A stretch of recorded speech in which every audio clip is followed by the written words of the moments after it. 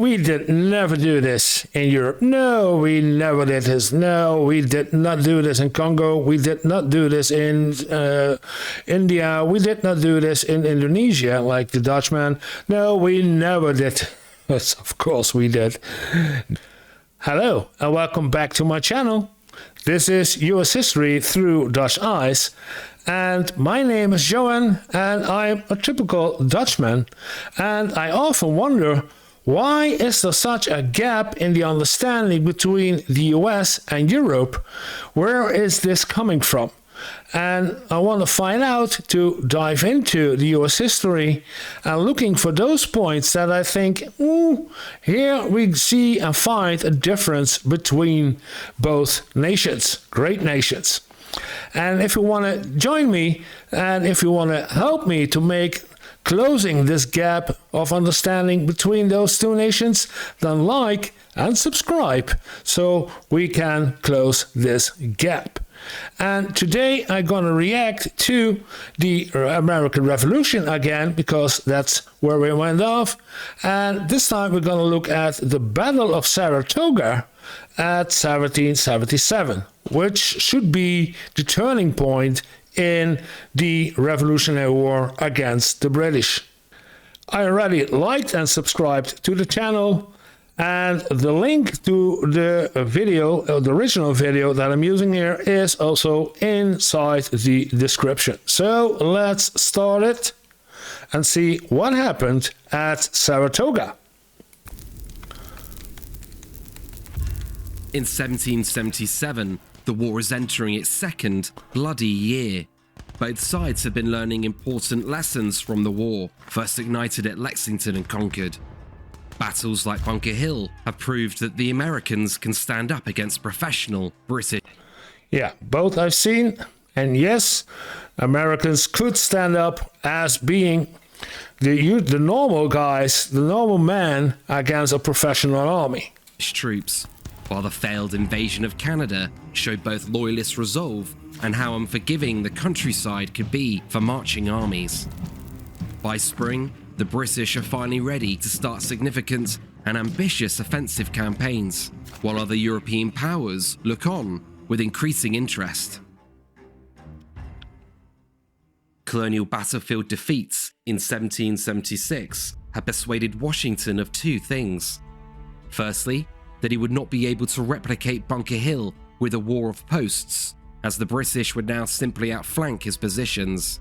And secondly, that he must now pursue a Fabian strategy in New York, avoiding large-scale battles in favor of smaller, indirect skirmishes to wear down the British. Although Congress is divided on how to progress the war, Washington is able to run military affairs as he sees fit. His army must contend with severe supply, financial, and enlistment issues, but with their control of much of the country, key orders can also be communicated in hours or days, and supplies and reinforcements can move quickly and without harassment. Washington's goal for the year is simple: maintain independence while making the war both as costly and futile for the British as he can. Although the British maintain military and financial supremacy, their situation in 1777 is nonetheless daunting. They control only one significant port in the 13 colonies, New York, and must fight simultaneously both a guerrilla and conventional war thousands of miles from home. For General Howe, the commander of British land forces in North America, following the defeats at Trenton and Princeton, he now believes that he does not have the manpower to pacify and garrison large swathes of territory. But he also believes that he will not have to in order to force Congress to sue for peace. General Howe sees the center of gravity for the revolution to revolve critically around both Washington and Congress, and he therefore plans in 1777 to destroy both of them by moving against the capital, Philadelphia. By doing so, he believes that Washington will be forced to defend the city, giving Howe the opportunity to defeat the Continentals in a decisive final battle, and then capture the seat of the rebel government to cement his victory. Those were the tactics, the plans for both of them. Washington wants to make as much casualties along the British as he can, and the British want to capture Philly in order to decapitate and stop the rebellion once and for all. Yeah. But the British command is not unified under its commander-in-chief, General Howe. 3,000 miles away, Lord George Germain, the Secretary of State for the Colonies and the minister responsible for the British war effort, is considering a second plan put forward by General John Burgoyne.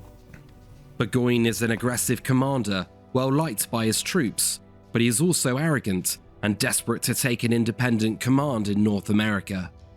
His proposal is not new, and he plans for 3 columns to converge on Albany, with Burgoyne leading an army from Canada southwards.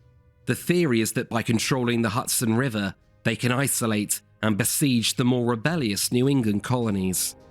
But no one specifies a plan for subsequent operations into New England, and because of the logistic and communication challenges between the armies, the plan is ambitious.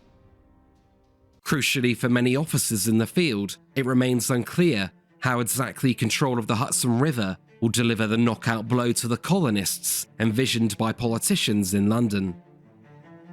For both Howe and Burgoyne's competing plans, it is Lord Germain's job to reconcile the two. But he is indecisive and far from both the battlefield and his commander-in-chief in New York. Exchanging letters takes months, which makes close coordination and flexible decision-making impossible. Germain approves both plans, believing that Howe will be able to move north and support Burgoyne after capturing Philadelphia. But this is wildly optimistic. By the time Burgoyne reaches Quebec in May to lead an army south from Canada, he receives a letter from General Howe with the reality of the situation. Howe informs him that he is unlikely to be able to support the push to Albany, removing a critical piece of the strategy before the campaign has even begun. Despite these problems, Burgoyne still commands a significant force in Canada. He has approximately 10,000 men at his disposal, and he plans to take 8,000 south while sending 1,800 men down the Mohawk River as a diversionary force. The Northern Department of the Continental Army consists of 7,000 men under the command of General Schuyler. Since the beginning of the year, Schuyler has been nervously asking for assistance. His forces are, like in Washington's army, low on both supplies and morale. 7,000, and the British went with? Despite these problems, Burgoyne still commands a significant force in Canada. He has approximately 10,000 men at his disposal, 10,000. and he plans to take 8,000 south while sending 1,800 men down the Mohawk River as a diversionary force.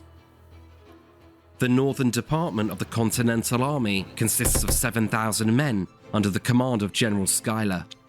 Since the 7,000 men divided among 5 or 6 positions, if I see. The beginning of the year, Schuyler has been nervously asking for assistance. His forces are, like in Washington's army, low on both supplies and morale. Burgoyne begins moving south in June and marches towards the formidable Fort Ticonderoga, which, due to its strategic location, is a crucial gateway and line of defense into New England. The fort is considered almost impregnable, and the British anticipate that taking it will be one of the major battles of the campaign. Now, what's the fort that they captured without any shot fired? But General Schuyler and the fort's commander, General St. Clair, had been pessimistic about their chances of holding it. Inexplicably, provisions have not been gathered, militias have not been called out, and key hills overlooking Ticonderoga have been left unfortified. Screening the main British army's arrival on the 2nd of July, Burgoyne's Indian allies start to harass any Continentals that leave the safety of the fort. The Indians provide invaluable scouting and raiding services for the British, acting like cavalry in the dense wilderness. Their presence also strikes fear in the 3,000-strong Continental garrison, and defeatism spreads through the ranks and leadership. Morale sinks, yeah. When the British take hold of hills overlooking the fort, St. Clair orders a withdrawal south. The abandonment of the fort sends shockwaves through both camps, with Washington and Congress incensed by the loss of such a crucial position without a fight. Washington quickly dispatches the energetic Benedict Arnold to support Schuyler's troubled command. For Burgoyne, both his confidence in the army and disdain for the Continentals soars. Battle of Hoboken. British 228, Continental 837 dead and wounded. Dead, wounded and captured. Wow. The British begin their pursuit and catch up twice to the Continental rearguard, defeating them in minor engagements as they push south. And then again, Battle of Fort Anne, 38 dead for the British, 200 dead for the Continentals. Wow. Reaching the abandoned Fort Edward on the 29th of July. A lot of dead and wounded for the Continentals. Although the campaign is going well for Burgoyne, he repeatedly pauses the advance south, to the confusion of some of his officers, and waits for critical supplies from Canada, including horses, wagons and fodder. His supply and logistical problems are mounting and are being compounded by Continental troops who continuously cut down trees that block the narrow roads and trails south. Yeah, but if you don't have any supply lines to your front, you're about to lose. It's not that good. You need to have your supply routes. That's one of the mistakes that Hitler had. He went on too far without making sure that they had a good supply line to the front. Ability to raise large armies for war, with the Mohawks, for example, only being able to field warriors in the hundreds. The size of the forces also affected their strategy. Offensive operations utilized raiding parties to strike hard and fast against an opponent. Psychological warfare was... It's more, a rebel warfare, as in fast, damage, go. widely employed to destabilize and break an enemy's morale. Yeah. Attacks at dawn and scalpings were common practice. Indian warriors that were captured in battle, particularly by the Iroquois, could face brutal torture. Total war was also used, with raiding parties destroying all in their path. If anyone was spared, they could be incorporated into the victor's clan to replenish numbers, a practice that brought a number of European settlers into tribal life. Colonial propaganda often exaggerated the violence, giving Indians a reputation for savagery and mutilation, which helped to create a common enemy and justified the seizure of land. In reality, the Indians were no more brutal than their British and colonial counterparts, who regularly destroyed entire Indian villages and their inhabitants. On the battlefield, Indian tactics favoured ambushing and hitting an enemy from multiple directions or at the flanks. These tactics incorporated, as needed, elements of advance, retreat, and firepower. Warriors fought as individuals, working independently but towards common goals.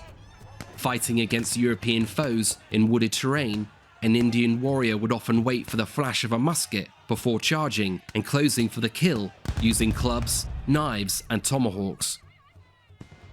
They sought to gain personal recognition through acts of bravery or by killing individual enemies. This made the act of fighting and war more personal, reflecting cultural values of honor and courage. Yeah, okay. During a battle, war parties would retreat at the threat of large casualties, and for individuals, there was no shame in running away to fight another day, only in surrendering to an enemy force. From the outset of the American Revolution, many tribes sought to side with the British, who promised to honor Indian land claims and limit further colonial westward expansion. While many others remained neutral, some sided with the Continentals because of existing strong relations, or in the belief that they would secure favorable terms after the war. Yeah, and what did they get?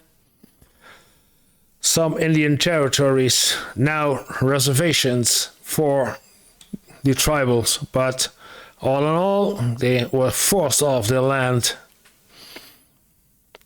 Like, we did never do this in Europe. No, we never did this. No, we did not do this in Congo. We did not do this in India. We did not do this in Indonesia, like the Dutchman. No, we never did.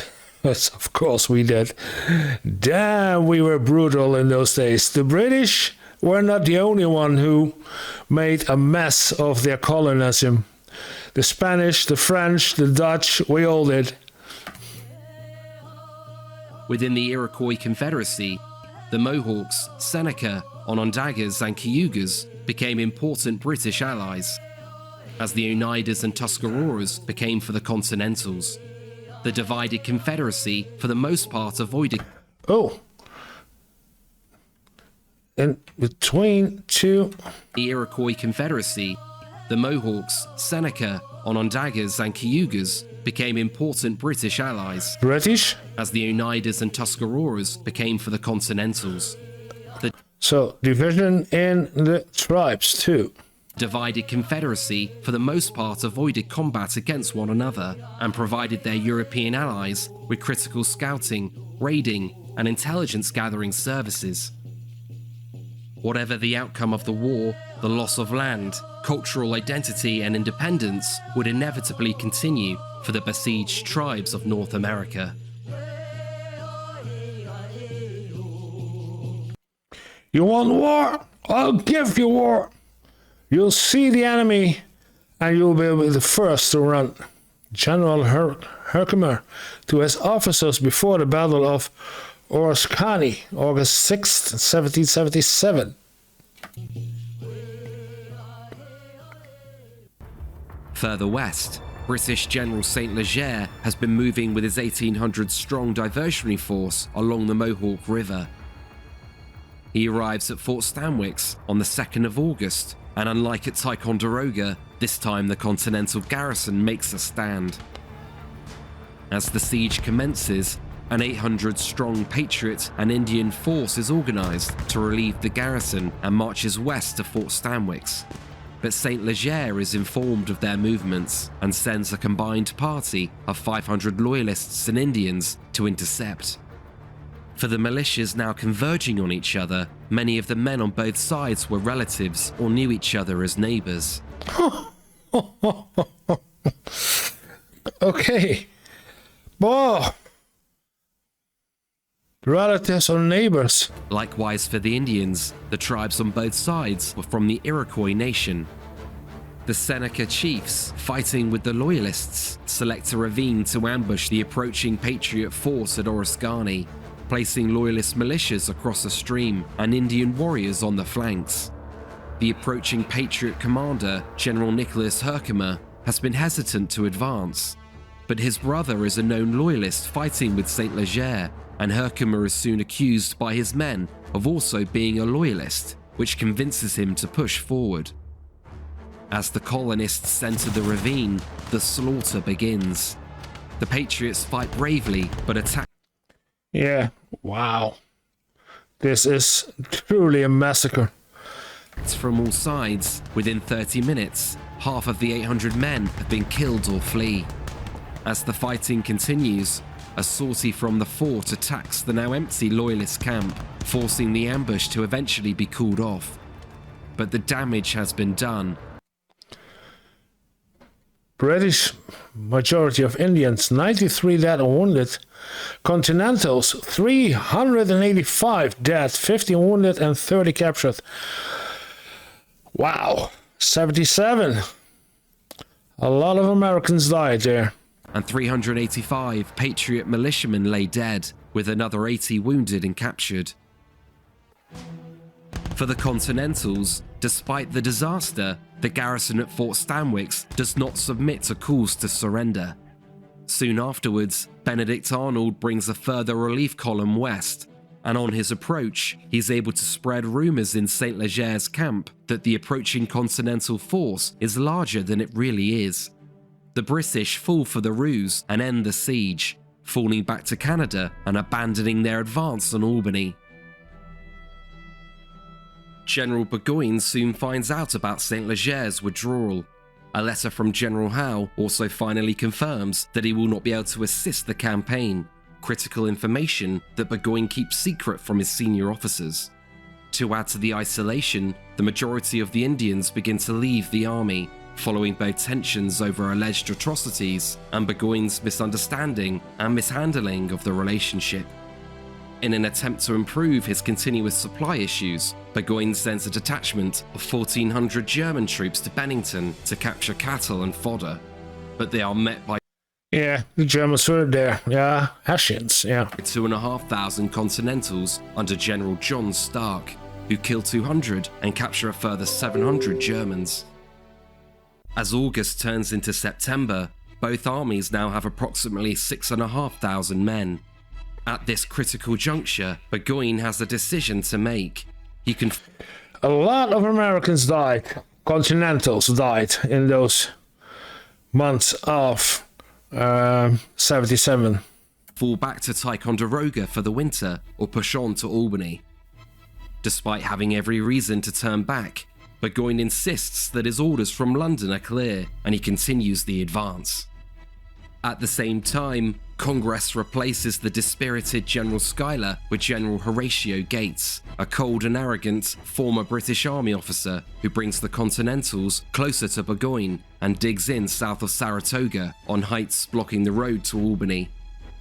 With news of the success at Bennington and rumours of an Indian invasion following the Battle of Oriskany, thousands of militia reinforcements are also starting to swell the Continental ranks. The two forces are now on a collision course at Saratoga. On September 13th, Burgoyne crosses to the west side of the Hudson River with 1 month's supply of food. This cuts his line of retreat and communication north, but it does mean he can now concentrate his army without having to garrison a chain of potentially vulnerable outposts. Without their Indian allies, the British lack intelligence to the exact size and disposition of the Continentals.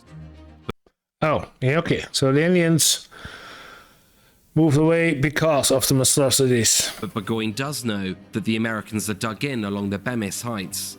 He plans to fix Gates in position and then outflank him from the west to force an American withdrawal or crush them against the river. General Gates orders Benedict Arnold, now his second in command, to take the left flank of the Continental Army. But both men's prickly temperaments have been causing tensions. Arnold argues for probing attacks against the British, while Gates wants a more passive defense. On the 19th, Burgoyne's army advances in 3 columns, with remaining Indians and Loyalists acting as scouts. The columns advance at the same time and are planned to be mutually supportive. Arnold recognizes the threat posed by the high ground to the west, virtually unoccupied by the Continentals, which could be used to bombard and outflank their defenses on the heights. After several hours, Gates finally relents to Arnold's requests to move forward and meet the advancing British. Colonel Morgan's riflemen lead the way, followed by close to 3,000 men under Arnold's command. The two armies meet at Freeman's Farm, which encompasses large fields and clearings surrounded by woods. Continental riflemen get the better of the opening encounter, but arriving elements of Fraser's column push Morgan's men back in turn. The front line develops across the open ground, and both armies begin trading deadly volleys. The British attempt to turn to the bayonet and surge across the field into enemy lines, but accurate fire leads to horrific casualties and the attacks stall. Continental counterattacks are met in the same way as the battle descends into a desperate slugging match. Wow. There's gonna be a lot of death here. Oh man. Generals on both sides, including Burgoyne and Arnold, are in the thick of the fighting and personally lead charges into enemy lines, keeping morale high on both sides. By 3 p.m, the British centre is being hard-pressed by New Hampshire and Connecticut troops, but well-coordinated counterattacks with bayonets and artillery check American progress. British cannon on the left are repeatedly captured and then recaptured in desperate melees. Across the front, the fighting is brutal and often at close quarters as units stumble into one another and charge again and again into each other's positions along the woodline. Arnold becomes concerned about a breakthrough as the British push forward on his right, but Gates refuses to commit more regiments, forcing Arnold in desperation to collect any man available in camp, including men on guard duty, and hurl them at the British to once again stabilise the line. Thick musket smoke covers the battlefield, and the sounds of wounded and dying men are only covered by the constant cannon and volley fire. At 5 p.m, the British left column under General Riedesel, comprising mostly of German units, has finally received orders to aid in the centre and arrives just as the sun begins to set on Freeman's Farm. They advance onto the field just in time to see the British centre barely fight off another American assault. With the battle hanging in the balance, the Germans immediately attack the exposed continental flanks. Supported by exhausted British troops who advance with renewed confidence, they finally force the Americans from the field. In the fading light, no pursuit is possible, and both sides begin to lick their wounds. The Continentals had lost. Battle of Freeman's Farm. British Pyrrhic victory, Continentals withdraw, but still block British advance. British 160 dead, 364 wounded, 42 captured. Continental 100 dead, 325 wounded, and 40 captured. Almost the same. More deaths to the Continentals, but evenly, not that great of a difference than the earlier battles in this year. The field, and almost 500 dead, wounded, and captured. The British losses were higher, with official figures at almost 600. Burgoyne had won a Pyrrhic victory, but his strategic situation had worsened. He was no closer to Albany, 30 miles away, and he now had hundreds of wounded to care for. Burgoyne's personal bravery was unquestionable during the fighting, but his insistence to be with his men meant that he was unable to step back and assess the battlefield. Had he better coordinated the three columns, he could have brought concentrated power to bear and won a convincing victory. The same is true for Arnold, who was adamant after the battle that had Gates listened to his pleas for reinforcements, the Continentals would have destroyed the advancing British columns one by one.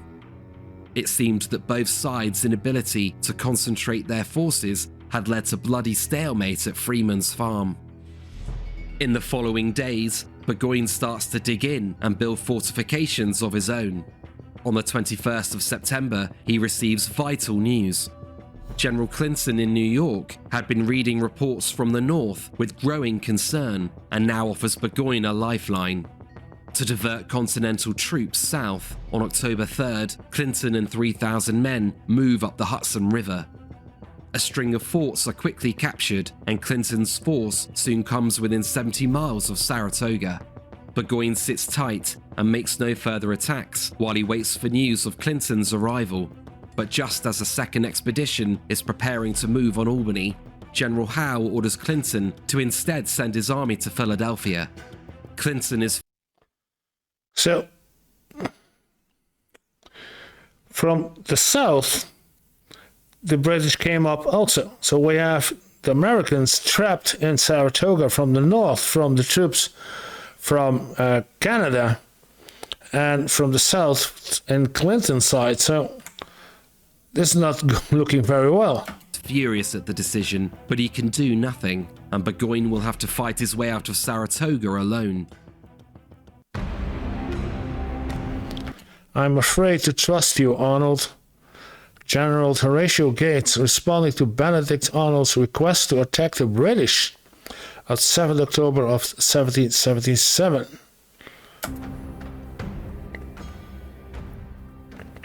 In the Continental camp, General Gates and Arnold's relationship has now collapsed.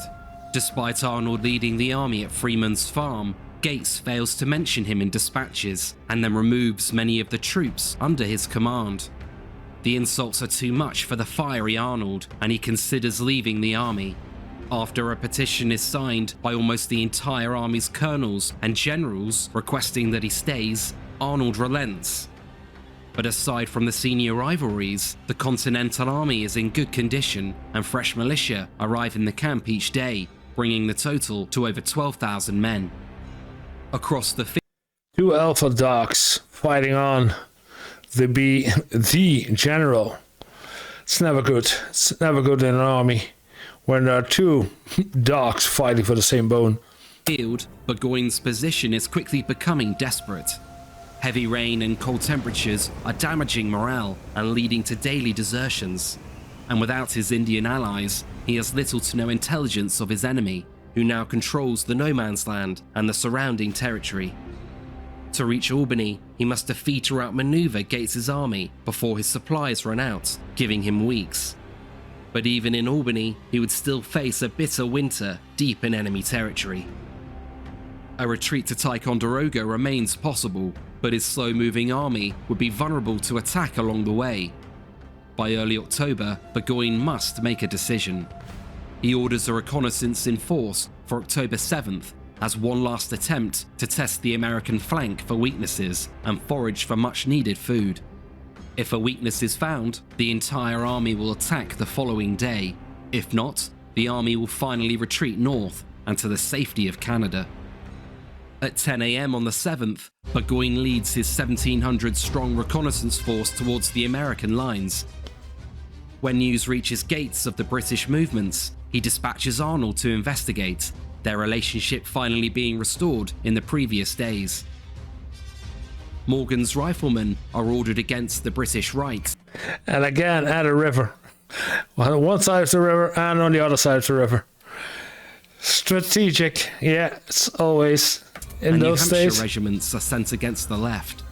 As the Americans begin to form up, British cannon open fire, but to little effect in the thick woods. The Second Battle of Saratoga has begun. On the British left, the Continentals attack quickly and violently. Artillery batteries change hands several times as British grenadiers struggle to hold on against New Hampshire Continentals in furious fighting. By 3 PM, the British are forced to give way, and an organised retreat quickly turns into a rout on the flank. German regiments in the rear get caught up in the collapse, abandoning artillery crews under Captain Pausch, who heroically under fire redeploys his guns to the rear. The Continentals soon set about rolling up the British. The Continentals get the guns. Can they use them? Are they destroyed so neither party can use it? Or British line, just as the attack on the right begins. there's the answer. I saw this cannon turn around, but this cannon is still on his place. Morgan's riflemen have swung around behind the British and now attack them from multiple directions. The effect is devastating, and the entire British line soon begins to disintegrate. Burgoyne can do nothing to slow the attack, and with his horse hit and bullet holes in his clothing, he orders a retreat back to the defences. General Gates, lightly happy with how the battle is going, sends Arnold a steady stream of reinforcements being requested to maintain momentum and carry on the assault. At 4 PM, troops from Massachusetts, New York, and Connecticut arrive alongside Arnold. They now significantly outnumber the British, whose cohesion has completely crumbled. British General Fraser makes a brave stand with his 24th Regiment, acting as a rearguard and preventing a number of neighbouring units from being overrun. But they take heavy casualties, including the popular and talented General Fraser, who is shot dead from his horse. British. What a bloody battle. Damn.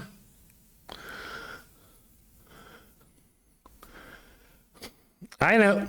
Muskets, 8 out of 10 doesn't hit a man, but in those days with bayonets, and it's brutal. Troops scramble into their redouts, but the Continentals and militias are fast on their heels, and outer works are quickly captured. Arnold leads further attacks, but these are beaten back with heavy casualties. Attention is then switched to a second redoubt further north, now manned by just 200 British troops. Arnold moves forward once again, recklessly riding between positions and attacks with 2,000 men from multiple directions. 2,000 versus Arnold is 200. the first to storm the parapets, but he is hit in the leg during the fighting.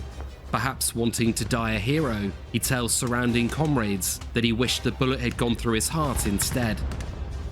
Despite the wounds, Arnold continues to direct the battle while encouraging his men on. As the Americans climb into the fortifications, the British commander is killed, and the rest of the men soon flee into the woods to save themselves. As the sun begins to set, the fighting dies down with it. The battle is over, and Burgoyne's reconnaissance has been a complete disaster. All of the new British 849 dead, wounded or captured. Continental almost 200 dead, wounded and captured. There was a battle on the with a victory on the Continental side, with a lot of death on the British side. newly foraged food is captured, along with large numbers of cannon and other critical supplies. The British have also suffered almost 900 losses, including a large number of senior officers. The Second Battle of Saratoga has been an unquestionable American victory, thanks in no small part to both Gates and Arnold's leadership. Burgoyne's options were now almost non-existent. In the coming days, a number of councils of war would eventually agree that capitulation is their only choice. Capitulation? Okay. General Gates, receiving reports that Clinton's army had been successfully moving towards Albany, is keen to end the fighting in Saratoga quickly. He agrees to surprisingly lenient terms that include allowing the British to return to Europe, provided that they do not fight again in North America. The entire British army surrenders on the 17th with full honours. Those terms would never be implemented, however, and Congress would soon revoke the agreement. In captivity, many of the surrendered British and German troops would eventually die of disease or escape to new lives in America. The Saratoga campaign would have far-reaching consequences. Burgoyne would be paroled to England the following year, where he would spend the rest of his life defending his actions, while never commanding an army again. Burgoyne would be widely blamed for the defeat, particularly for his insistence to move towards Albany, despite the many obvious signs to change course. But Lord Germain was also to blame. The failure highlighted the challenges of attempting to coordinate a war from different continents, and Lord Germain's inability to create a singular and undivided strategy for the war in 1777. The defeat, instead of ushering in the end of the conflict, as many hoped, started the emergence of a new strategy in London, one that would shift the war from the north to a new major theatre of operations in the southern colonies. There were other European consequences for the campaign as well. France had been eagerly watching events in North America. First meeting of Washington and Lafayette, August 3rd in 1777. Since the outbreak of the conflict, French foreign ministers were not interested in recapturing old French territories, but rather in dealing a damaging blow to a chief rival and revenge for the defeats they suffered during the 7 Years' War. Yeah. For the British, what they feared most from the disaster at Saratoga was not further American gains, but instead that the victory would convince France to enter the war, turning a localized rebellion into a worldwide conflict. The Battle of Chesapeake. The French had already been, in secret, supplying huge quantities of aid to the Continentals. And the Dutch. We were there too. Damn. I made a video about that. We were there too. Not only the French, we were there. We did also supply ammunition, gunpowder, food to the Continentals. At Saratoga alone, it is estimated that up to 90% of American arms were French supplied. Before Saratoga, No, they weren't. further negotiations between the two had stalled. But within days of news arriving in Paris of the surrender, a Franco-American alliance was soon being drafted between Benjamin Franklin and the French foreign minister, the Count of Vergennes. The alliance is finally signed in February 1778, with part of the agreement only coming into effect if Britain and France went to war, which now only seemed a matter of time. Although Saratoga had been a crushing and complete American victory, it had not been the only campaign in 1777.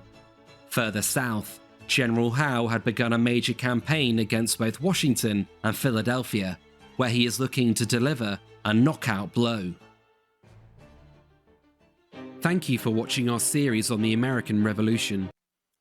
Yeah. Bah. The Battle of Saratoga.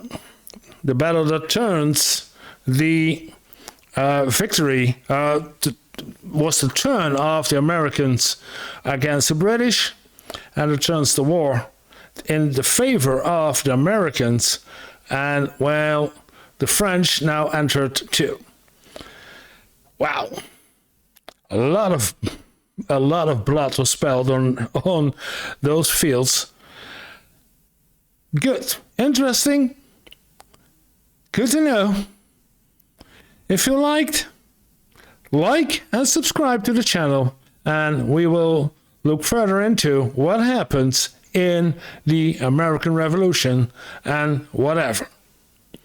See you guys in the next video.